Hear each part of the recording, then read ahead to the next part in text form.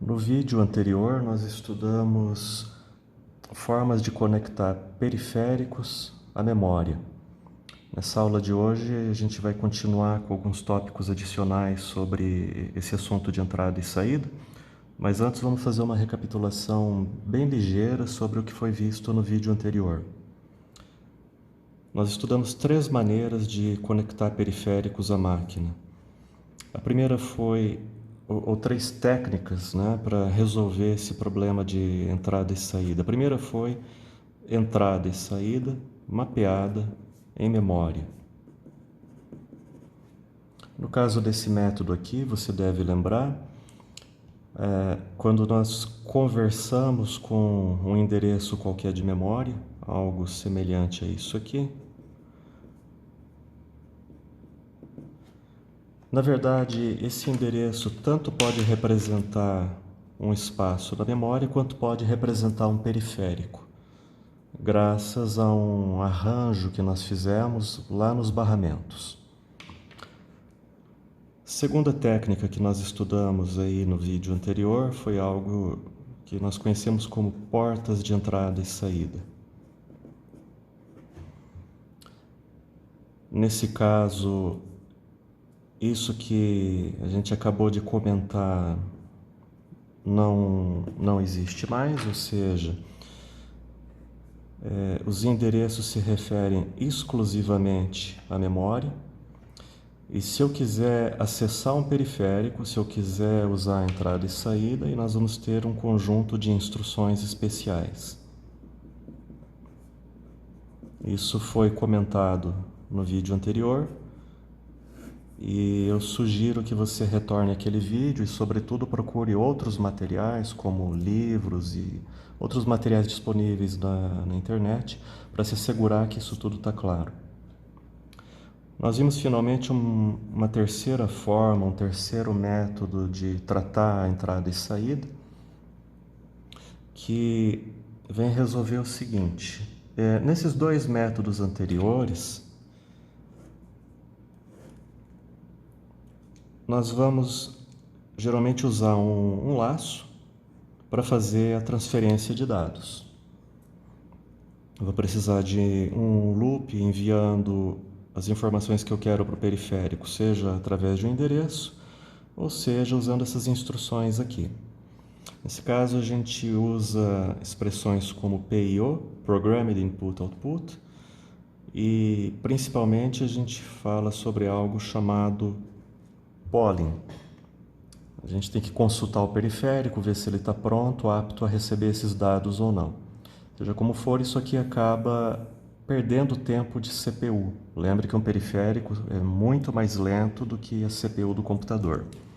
A alternativa que nós buscamos foi algo chamado DMA, é uma sigla. Eu deixo para você revisar qual é o significado de DMA, como ele é implementado e por que razão ele resolve esse problema aqui de gastar tempo de CPU com entrada e saída. Em linhas gerais, o DMA vai permitir um certo paralelismo no funcionamento do computador. Mas faça uma revisão disso e agora a gente entra no complemento dessa aula aí de entrada e saída com alguns tópicos a mais. Eu vou apresentar aqui uma divisão clássica que é utilizada a respeito de dispositivos quando nós estamos dentro desse conteúdo de sistemas operacionais. Para seguir isso aqui, você tem que ter um mínimo de conhecimento de programação, que é o nosso caso aí na disciplina.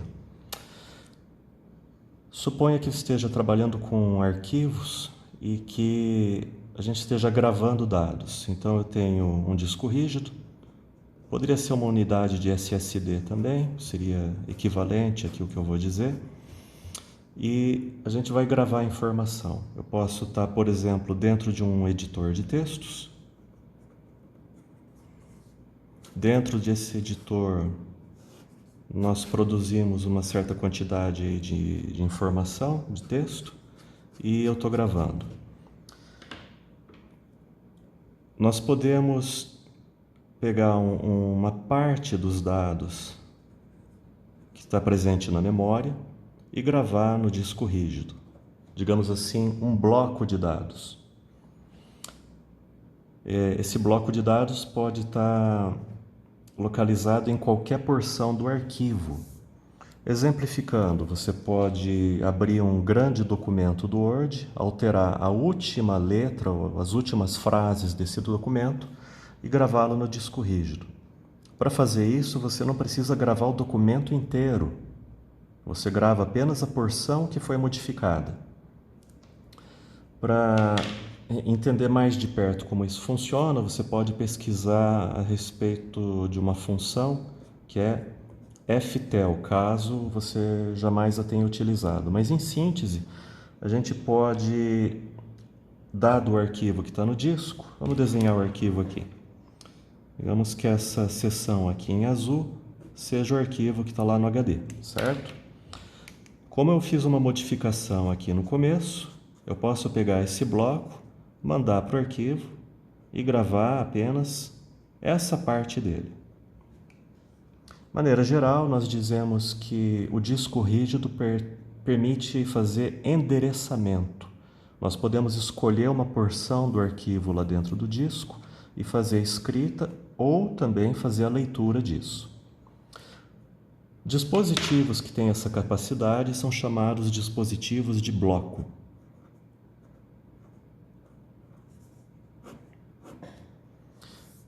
Agora vamos fazer um contraste disso com uma outra possibilidade. Novamente eu tenho aqui um editor. Outra vez nesse editor eu tenho uma quantidade de informação lá, um texto que eu escrevi.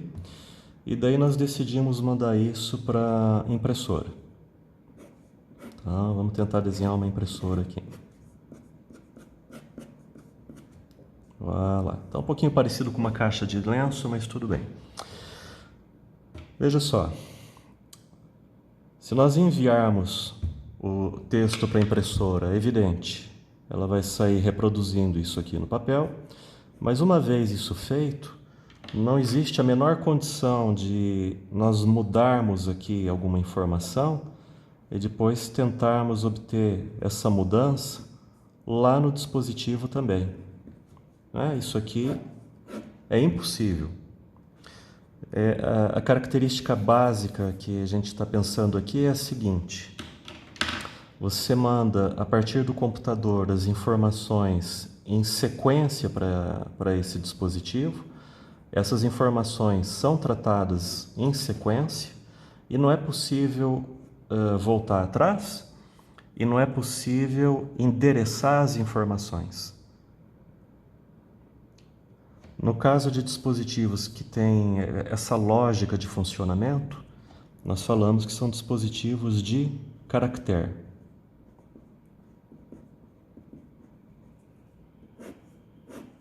Então, a distinção básica: dispositivos de bloco permitem que nós façamos endereçamento.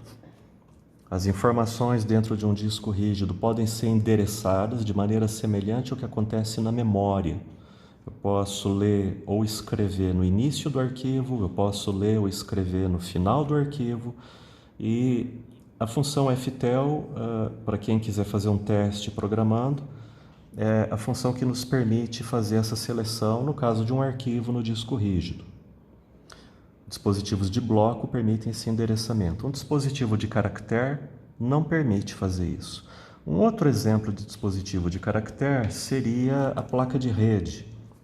Eu vou deixar a placa de rede um pouquinho de lado aqui, porque lá no mundo do Linux a placa de rede acaba sendo tratada como se fosse uma terceira categoria, mas isso é algo bem específico lá da programação do sistema.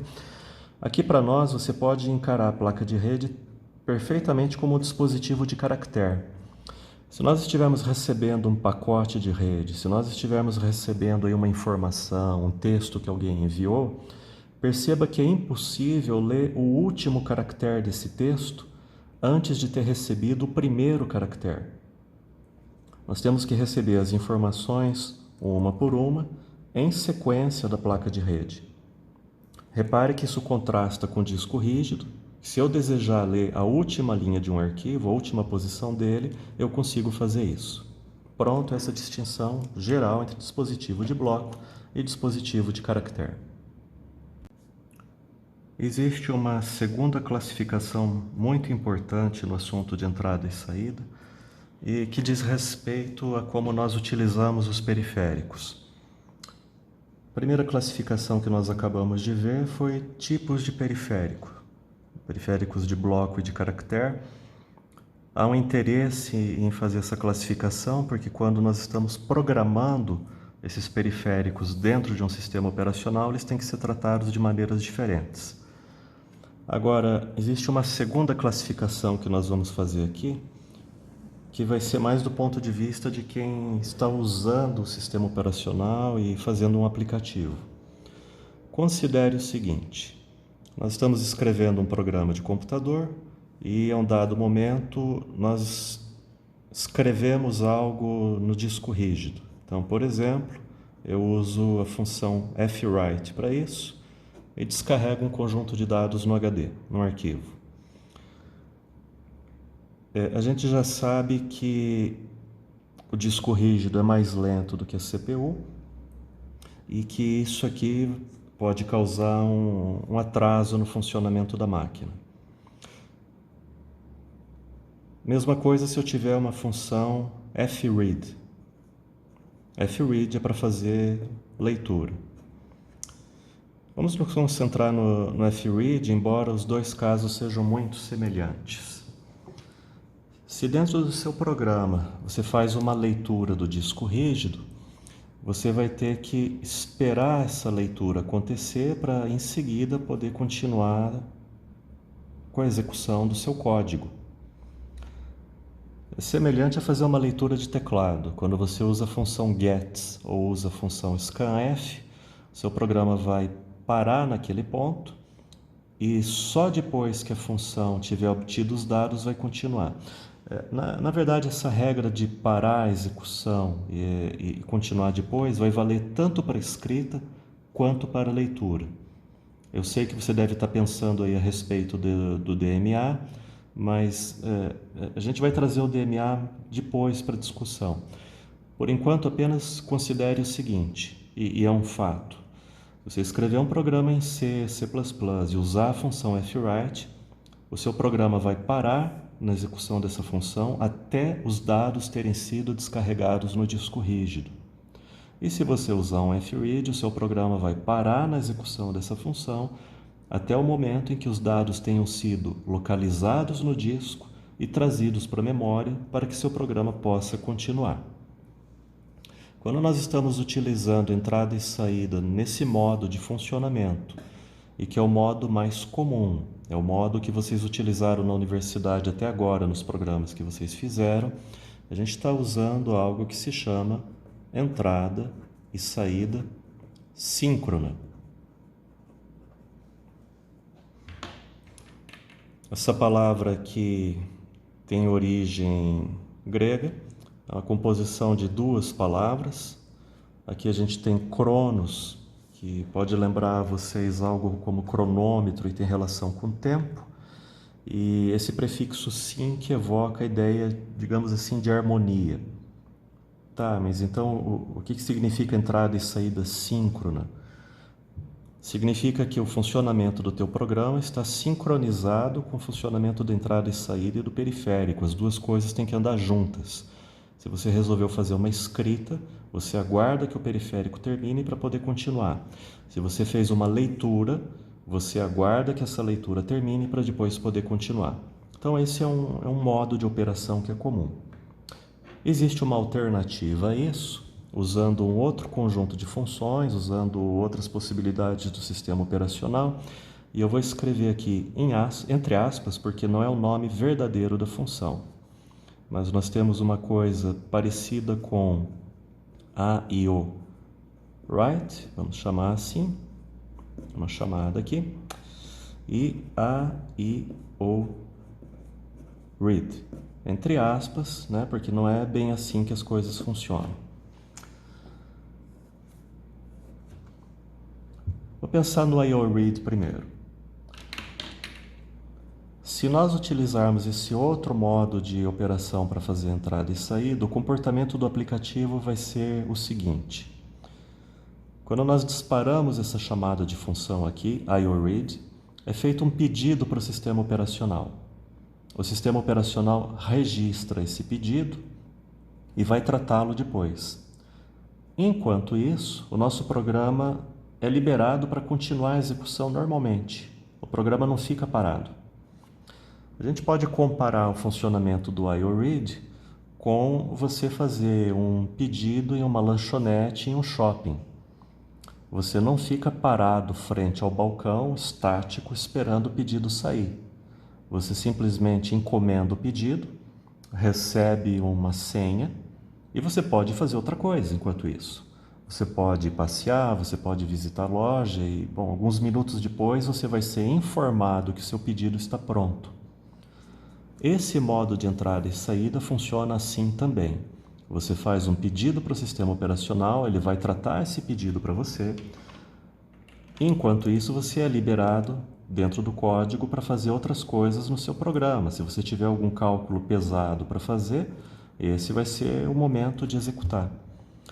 Mais tarde, você pode perguntar para o sistema operacional se aquele pedido que você fez já está pronto, ou então nós podemos receber um aviso do sistema operacional a respeito disso. Nós vamos estudar isso um pouco mais para frente. É importante entender que existem esses dois modos. Esse segundo caso aqui, você já deve até estar prevendo como que nós chamamos. Isso aqui é entrada e saída assíncrona. Então pronto. Segundo tipo de classificação, a primeira foi entre periféricos de bloco e de caractere. Agora você entendeu que tem dois modos para fazer entrada e saída. Esse primeiro modo da entrada e saída síncrona é o que nós estamos habituados a utilizar. Essa segunda forma de entrada e saída síncrona, eu não vou mentir, ela é um pouco mais complicada para programar, mas ela pode ser muito interessante se você precisar utilizar a CPU de uma maneira muito intensa no seu aplicativo e, além disso, você tem que fazer transferência de dados. Vamos lá para mais uma classificação entre duas coisas aqui. Nós temos entrada e saída, que vocês já devem conhecer, de manipulação de arquivos, usando funções como fopen, fwrite, nós conversamos agora há pouco, fread, etc, etc. Essas funções aqui são conhecidas como funções que trabalham com stream. E essa expressão nós não costumamos traduzir, eu pelo menos não tenho uma tradução boa para isso em português, que é uma pena. Existe um outro conjunto de funções muito semelhante, mais ou menos assim. Nós temos lá open, write, read, e bom, existe um conjunto, isso aqui continua. No caso das funções de stream, o que essas funções retornam para nós, vocês devem recordar, a gente declara uma variável mais ou menos assim, file, e daí eu uso um fopen. Então o fopen está retornando um endereço de memória, e esse endereço de memória vai para uma struct, certo? Uma estrutura de dados que descreve esse arquivo. No caso dessas funções aqui, a gente tem a primeira diferença, que quando essa função retorna algo, não é uma stream, mas é o que nós chamamos de um descritor de arquivo. É um número, e esse número vai identificar o arquivo com o qual nós estamos tratando. Então, aqui nós falamos de funções que tratam com descritores de arquivos.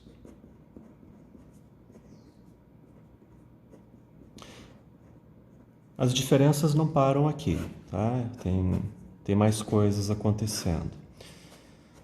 Primeiro, essas funções que nós dizemos que trabalham com descritores de arquivos são funções de nível mais baixo, digamos assim. Elas estão mais próximas de sistema operacional e de periférico. E as funções de stream estão num nível mais alto. O que isso quer dizer? Vamos tentar falar um pouquinho a respeito. Nós poderíamos imaginar algo mais ou menos assim. Você tem um aplicativo que chama a função fopen. Essa função, logicamente, em algum momento vai ter que conversar com o sistema operacional. Por quê? Lembra de uma conversa anterior, só o sistema operacional tem o direito de fazer entrada e saída. Então, em algum momento aqui, você deixa de ter aplicativo, né, para ter o sistema operacional. Lá embaixo, a gente vai ter o hardware da máquina.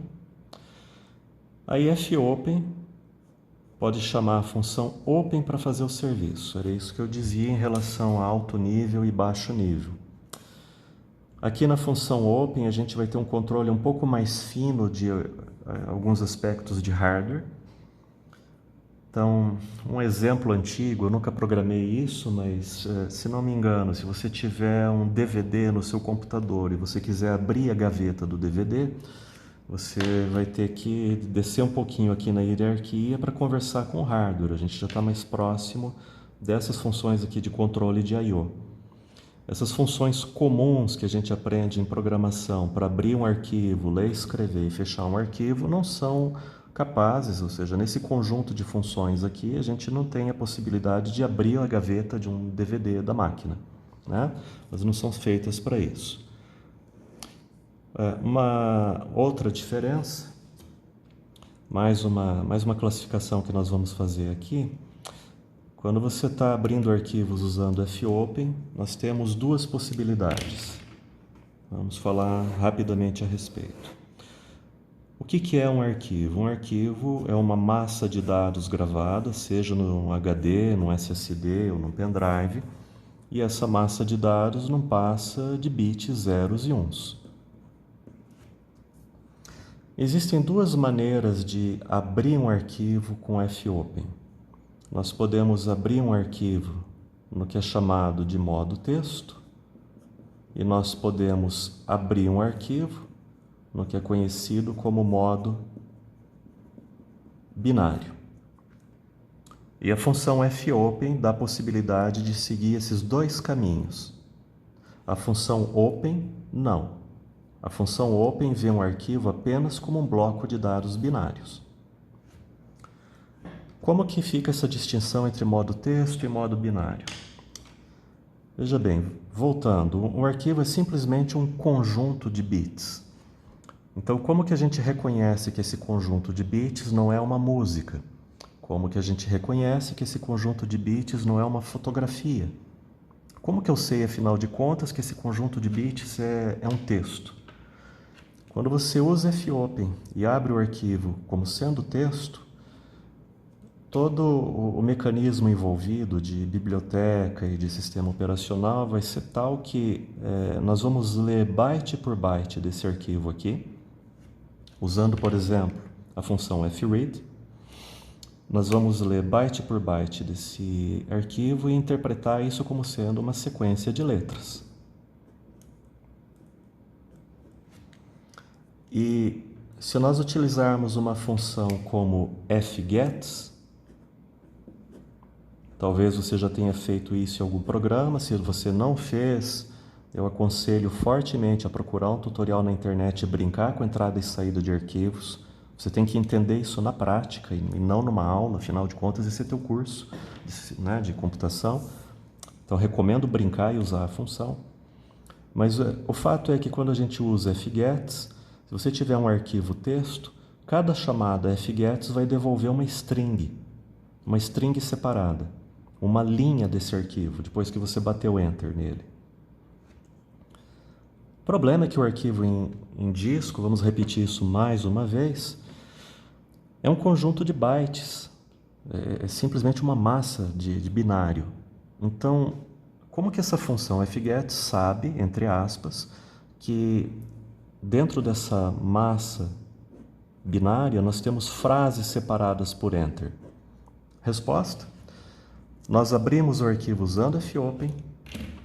Ao usar fopen, nós estabelecemos que era modo texto, e por causa disso o comportamento das funções vai ser: vamos ler isso aqui byte por byte, e a hora que eu encontrar um caractere de final de linha, a gente para a leitura aqui e retorna o dado para o aplicativo. Se em lugar disso você fizer fopen em modo binário, isso não funciona mais. A partir do momento que nós usamos o modo binário, o arquivo é tão somente um conjunto de bytes e você não tem mais condição de segmentar isso em frases individuais. Então a gente vai usar o modo binário quando nós estivermos interessados, como eu falei, em uma fotografia, quando você estiver trabalhando com música, trabalhando com vídeo, enfim, qualquer outra coisa dessa natureza. Bem, mais um detalhe importante, essa marca aqui de fim de linha varia dependendo de sistema operacional. O sistema Windows adotou uma marca de fim de linha, o sistema lá da Apple adotou outra e o sistema Unix adotou outra ainda. Então, quando a gente passa um arquivo texto de um sistema operacional para outro, algumas vezes ao abri-lo com o editor, nós temos uma surpresa de as coisas estarem todas misturadas numa linha só. Mas isso é coisa da informática, afinal de contas, nossa vida não seria tão divertida se não fosse assim. Mais uma coisa importante, vamos anotar aqui. Se você está assistindo esse vídeo desde o início, não é? E até o presente momento, você não fez nenhuma pausa, você não fez nenhuma anotação, então é hora de parar e fazer anotações.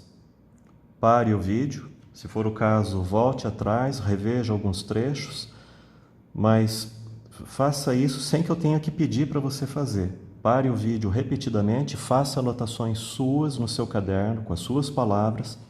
Procure fazer os teus diagramas sem olhar para a tela do computador para ver se você fixou bem e compreendeu o que está acontecendo na nossa conversa aqui. Vamos prosseguir para mais um aspecto importante de entrada e saída e de como ela é implementada dentro do sistema operacional. Vou criar aqui um aplicativo e vou supor que dentro dele nós temos uma chamada de função, um fwrite para gravar alguns dados em disco. Mais uma vez esse exemplo. Essa chamada de função vai ser tratada da seguinte maneira. Bom, primeiro eu vou colocar mais uma chamada de função aqui, mais um fwrite também.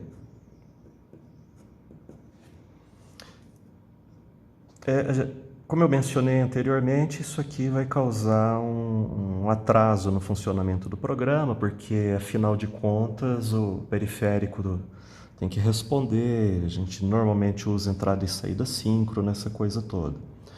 Mas tem mais uns detalhes aqui. Vamos imaginar que nesse fwrite eu tenha escrito talvez só uma letra, porque eu posso fazer isso.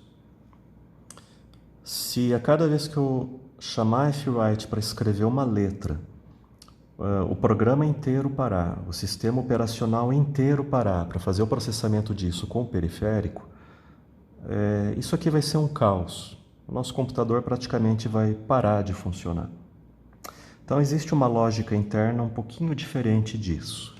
Sim, fwrite é uma função síncrona, a um dado momento ela vai causar a parada do teu aplicativo, aguardando o retorno do sistema operacional, mas existe uma forma de amortizar ou de amortecer esse choque, essa parada aí, que consiste no seguinte. Esses dados aí enviados por fwrite, em algum ponto dentro da biblioteca ou em algum ponto lá no sistema operacional, será tratado assim. Nós vamos ter aqui uma espécie de depósito e esse depósito vai recebendo esses dados que nós estamos enviando. Aí meu programa segue funcionando. Depois eu faço mais chamadas fwrite e eventualmente esse depósito aqui vai ficando repleto. A hora que esse depósito estiver realmente cheio, aí sim A gente vai ter aqui internamente, dentro de biblioteca, dentro do sistema operacional, a ação de pegar todos esses dados aqui e, de verdade, descarregar para o periférico.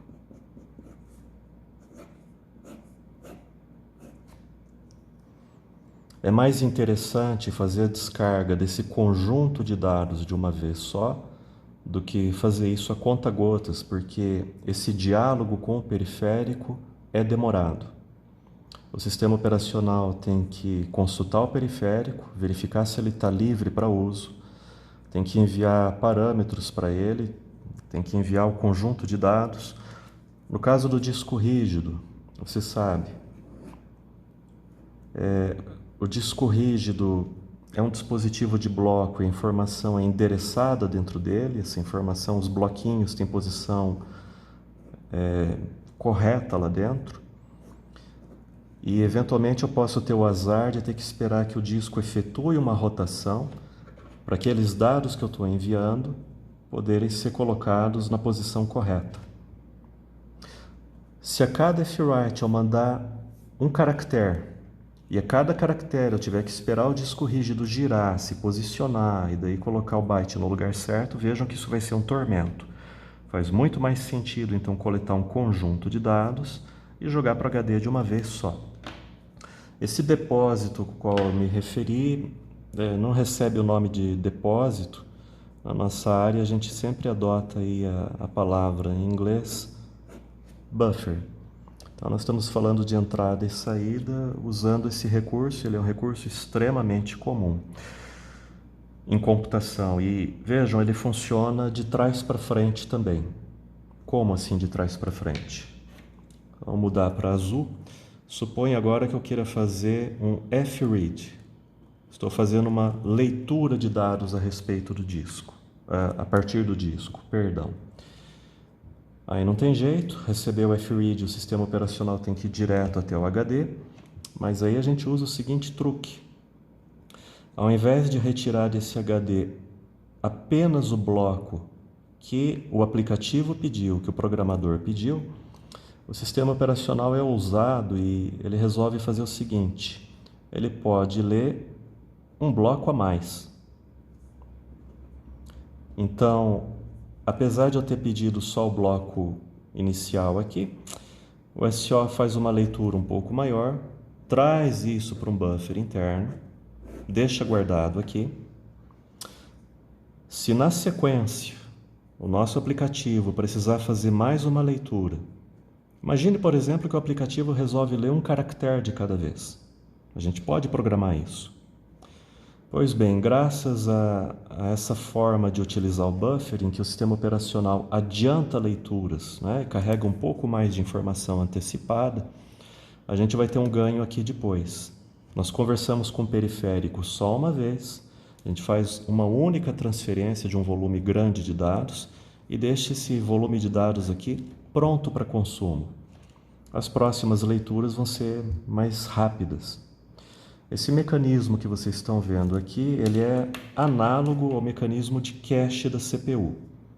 Vocês devem lembrar como funciona o cache da CPU. Se não for o caso, vale muito a pena voltar lá nas aulas de arquitetura e organização de computadores e fazer uma leitura nem que superficial sobre como que isso aqui opera. Essa ideia a gente copia dentro do sistema operacional por uma questão de desempenho, mais ou menos como foi explicado aqui.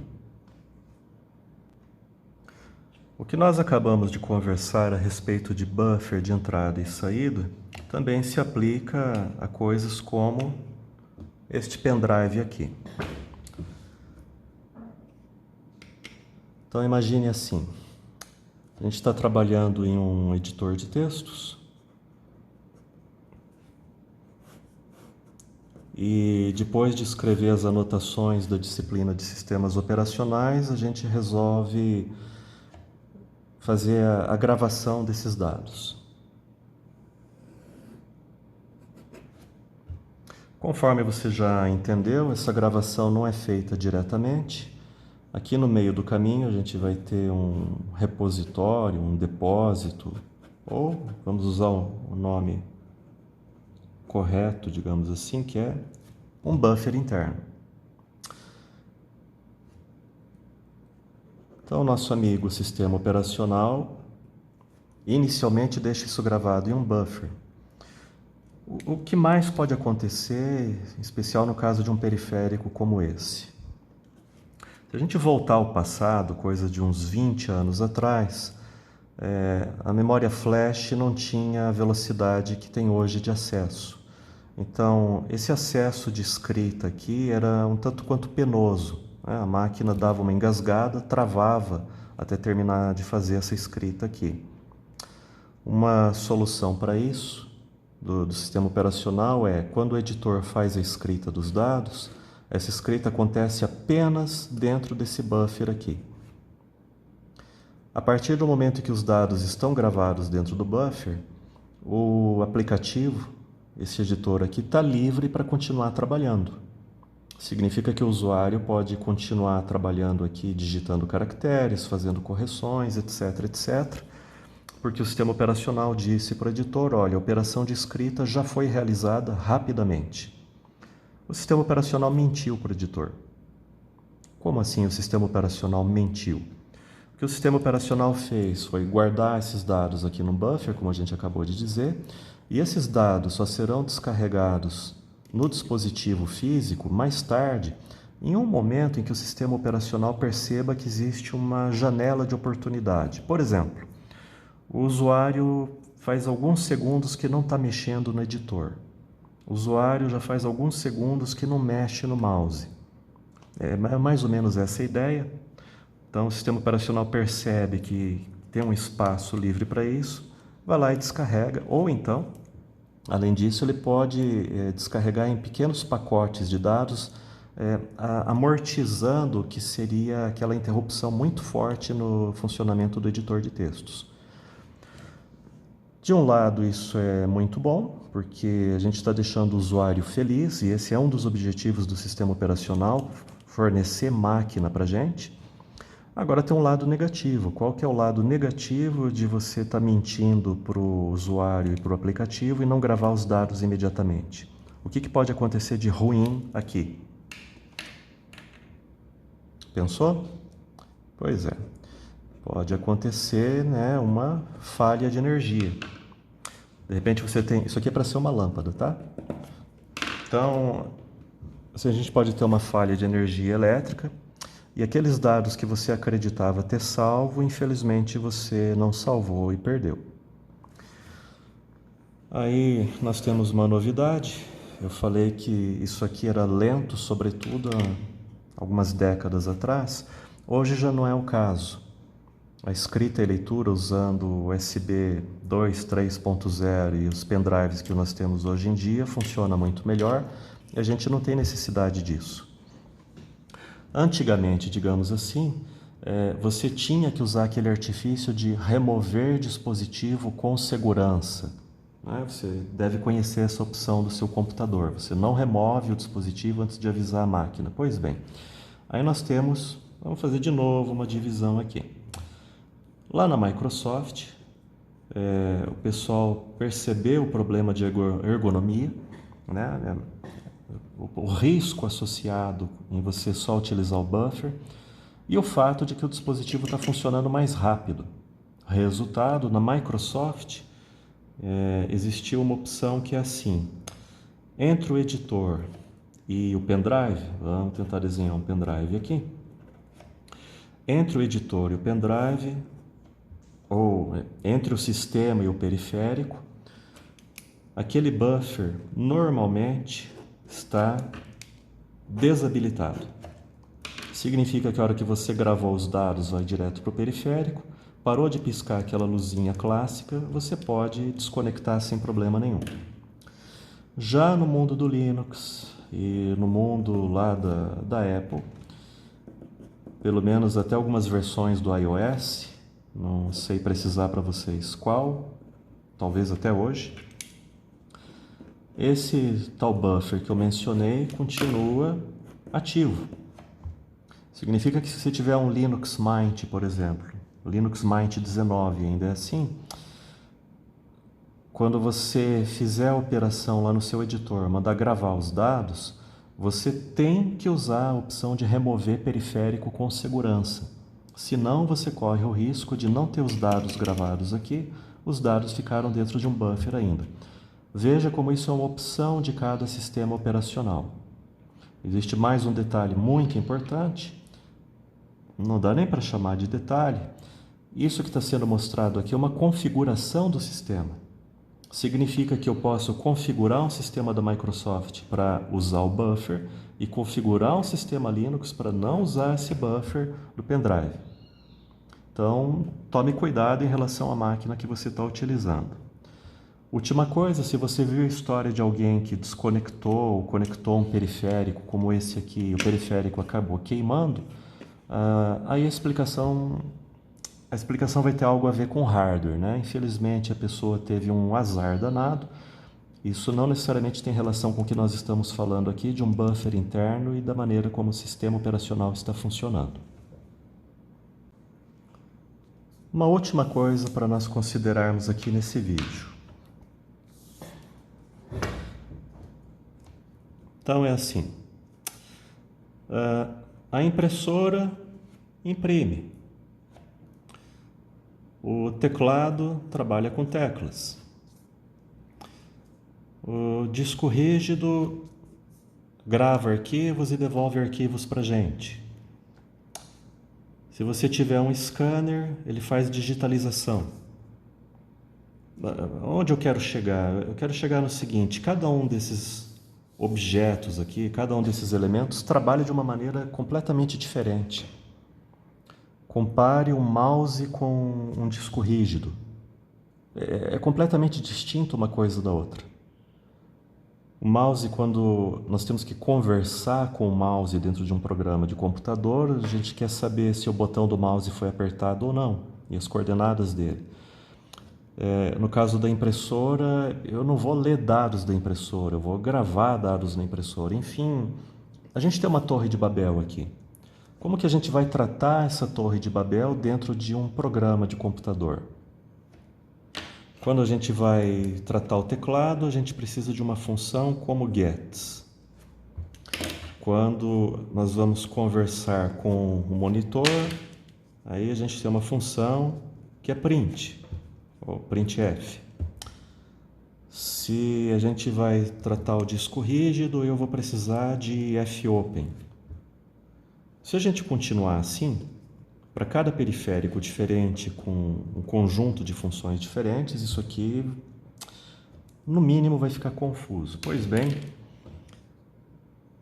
existe uma maneira diferente de ver as coisas, uma forma que foi sugerida lá atrás no sistema Unix, e que depois é copiada pelo Linux também, e que depois a gente vai ver também no Windows da Microsoft.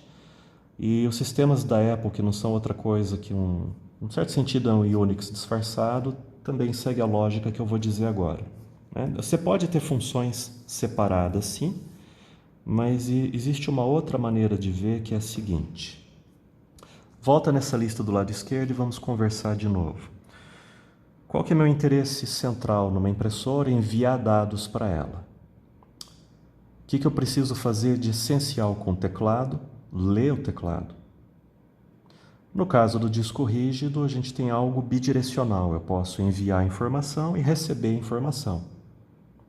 E o scanner, o monitor, novamente a gente tem algo talvez monodirecional, né? O scanner para digitalizar um documento. Você lê o scanner e o monitor para mostrar esse documento na tela, você escreve no monitor. Você reparou alguma coisa comum nessa lista? A gente está falando de operações de leitura e de escrita. Então, talvez eu não precise de 1 trilhão de funções para tratar 1 trilhão de periféricos. Talvez eu precise só de leitura e escrita. E leitura e escrita é o que a gente acaba fazendo, na verdade, com arquivos. A ideia aqui dentro do Unix, Linux, então, foi criar algo, a gente pode falar em pseudo-arquivo ou arquivos de mentira. Significa que usando funções como fopen, fwrite, fread, e a rigor bastaria só isso aqui, nós podemos conversar com qualquer um desses objetos do computador. Tá, mas de que maneira? O truque é o seguinte. Novamente nós temos o nosso amigo aqui, sistema operacional. Uma camada abaixo aqui nós temos o hardware da máquina. E dentro desse hardware nós temos coisas então como disco rígido, como teclado, como, vamos colocar aqui, monitor.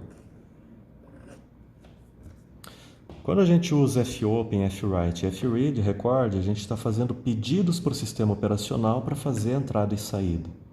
Por razões que nós já estudamos aí no momento anterior do curso, um programa de computador não tem acesso direto aos periféricos, ele passa por um intermediário. Pois bem, esse intermediário aqui, que é o sistema operacional, pode contar mentiras para os programas. Esse nosso amigo sistema operacional pode criar aqui uma coisa que tem a cara de um arquivo, mas que na verdade é um teclado.